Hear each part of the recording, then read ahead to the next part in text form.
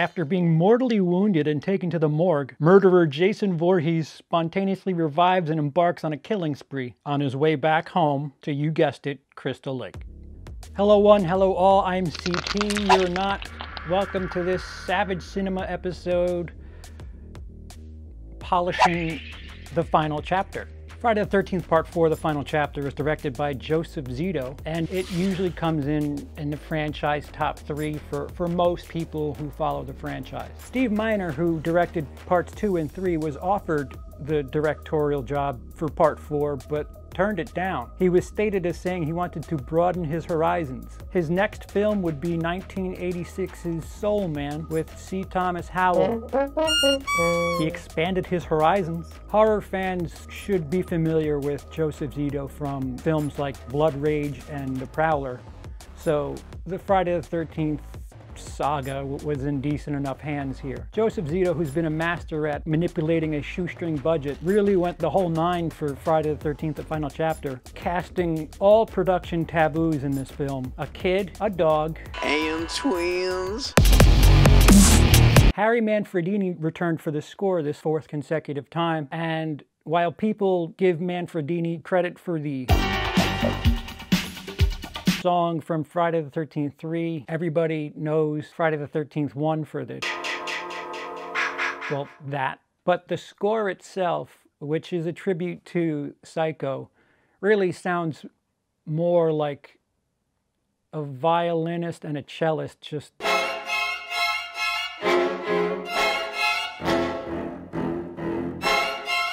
The score for the final chapter, though, I feel is the most mature and the most emotional of any Friday the 13th movie. I think the score for final chapter really speaks out.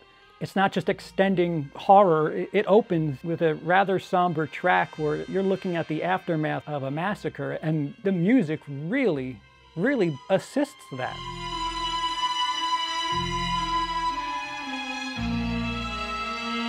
So while Manfredini gets credit for the disco track from Part 3 and creating the Kick Mama, I want to give credit for his score for the final chapter. I think it's his best work. Zito got together with screenwriter Barney Cohen to help sell the story for teens. Cohen was quoted as saying, "After all of the killing, we still wanted it to be American Graffiti in the end." It's a lot of killing to get through. Evidently, he wanted you to feel loss when some of these characters die. If you get over the hurdle that this is just a slasher film, this is just a Friday the 13th film, the bar is low. So I understand that before you even type a letter. The character development in this film is quite strong. If you get it through your head that this is still just a Friday the 13th movie, there's some substance. Wish I had dead. Fuck. I said some. I think I'm in heaven. I think I'm in love. I think I'm gonna barf. There was a sense of realism to these people. If you watched Friday the 13th from 2009, they're all like LA 9s, and that's just not America. The final chapter features a bunch of characters that... This is America. Apple pie Americans that aren't too hot. Well, there was a certain quality to them that didn't feel too superficial. No stupendous nipple placement. Of course, I'm thinking about it now, and twins wearing the same outfit does scream porno. I go back and say that the final chapter is a blueprint that should be followed to this day. Some teenage drama with murders. There's a bit of establishment. I mean, hell, you get a quickie in the hospital with Axel. I don't have too much information, but I know this guy's kind of skeezy because I don't know what the fuck that is on TV. That's just enough on TV to both not be porn and be way too strange to watch without getting off. Like, that is the strangest... Is that a real thing from the 80s? That's it. The fact that he turned that channel on and went back to it, that's what I got it. I got Axel. Guy eats sandwiches off corpses and watches taint aerobics. It was the 1980s version of Netflix and chill, and well, the nurse, she just hates herself for it. Because look at the fucking guy. Do you blame her? Look at what their version of Netflix and chill is. It's either the news or that taint aerobics. on that dial television. How are those 6 channels treating it? The film captures just how important sex is for teens. You know, how important sex is for boys in general, I think. That's a better way to put it. He thinks that's funny. He thinks that's a funny thing he's doing. It's the only thing that matters when you're 17, 18, 19. All right, it's the only thing that matters to men, is sex. Jimmy complaining about his troubles. Yeah, well, there is no computer. And there's no Betty either. Then there's the innocent Sarah, who's trying to figure out how to bring her relationship with Doug to the next level. You didn't know their names, did you? I had to look them up, it's okay. Even the somewhat throwaway scene of young Tommy experiencing the neighbors being all topless. I can relate to everything that's going on there, and there's some genuine authenticity to Corey Feldman's acting there. Kudos, sir. For categories that nobody really gives credit for in slashers, this movie really gets points in empty categories. The split storyline between the family and the teenagers in the house across the way could be the strongest storyline in the franchise. Again, I'm only speaking of Friday the 13th, but after all, this is a horror movie and nobody's doing character development countdowns for the Friday the 13th franchise, so let's get to what's important, the tits and hits. It should please most of you Mr. Skin visitors to know that anybody that gets nude in this movie does so multiple times, with the exception of the men. We don't really see the front, but there's minor undercarriage there. To be safe, I'm gonna give a sandbar warning on this shot here. You know, it's a shame. We should have male nudity for all the women and gay men. I would love to make this a category about cocks and shocks, but it's not what the subgenre was built on. Judy Aronson may not be an LA-10, but she's a CP-12. Oh wow, the twins get naked. How unpredictable. You should be ashamed. Put your pants on. Oh, well, put your pants on anyway, because we're gonna get to the hits, which is the really strong kills. Although I guess some of you might want to leave your pants off for that. It's quite clear that Tom Savini has returned for this movie. Right off the bat, he announces his presence with the Axel kill. No CGI here, just good old-fashioned playing film backwards. Jimmy getting the irony kill. Asking Ted for the corkscrew.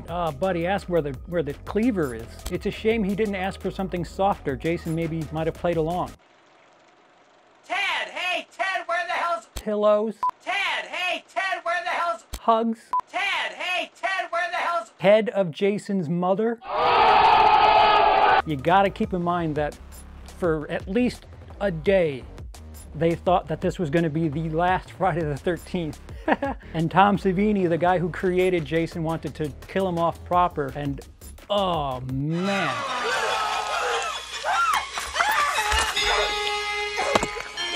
I've got 2 words. Headache. Got 2 words.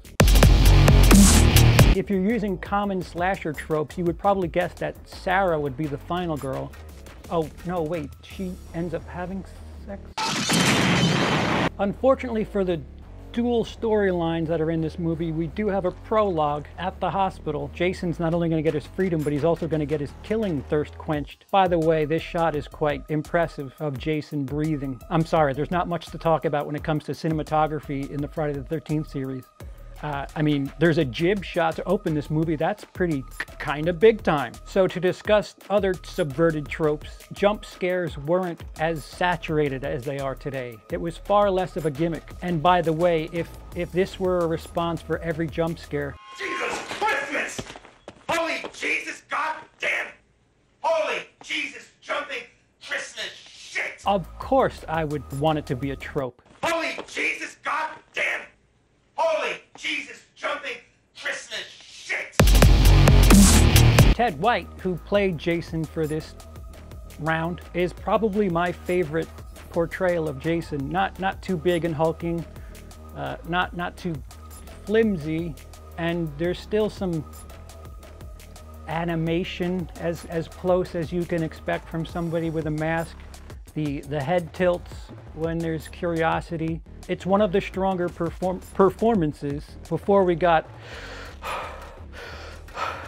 the breathing maniac Jason, this was the last hurrah for just a dude named Jason with a weird head. Oh, remember making fun of people that were different than us?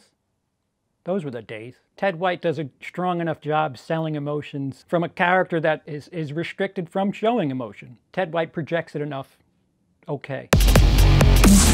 So again, as far as Friday the 13th is concerned, the final chapter really it is the cream of the crop. If there wasn't such thing as Jason Voorhees and killing, there was at least some vested interest in how things were going with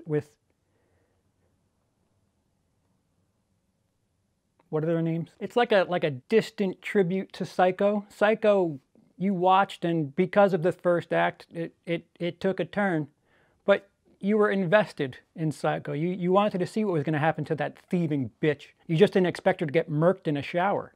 The same thing could be said for the final chapter. If Jason didn't break up the house party, you were invested, concerned, whether or not somebody was a dead fuck, a green fuck, ever gonna fuck. Fuck, this movie's all about fucking. Thank God for the killing.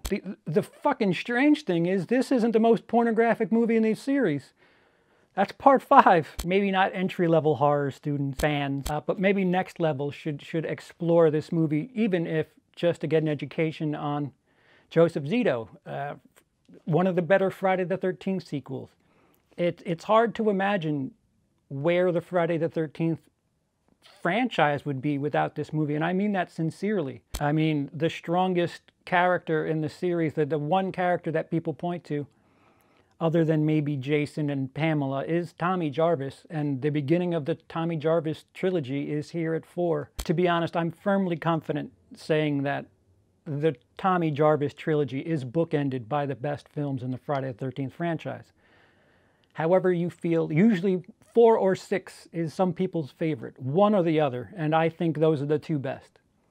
This is a good way to start your journey. So what say you? What's your favorite Friday the 13th?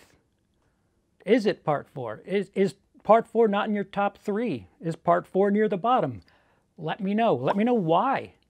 I'm curious to know that, to be honest with you. Also, if you'd like to see me reapproach some horror classics with the Savage Cinema treatment, let me know that down below. If you enjoyed this, letting me know with a thumbs up would greatly be appreciated. And if you'd want to stick around and see other stuff on this channel, like me going through movies that no people should watch, which that series is called Who Would Like That, go ahead and click subscribe and click that bell to be notified when my various messy videos are released.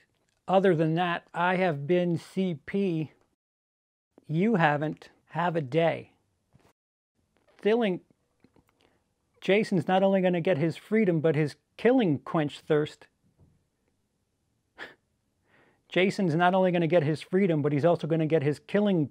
Another thing that's great about Friday the 13th, the final chapter. Another thing that's great about the Friday the 13th, probably guessed that Sarah was going to fucking train. It's not that hard to tell that Tom Savini returned for this film.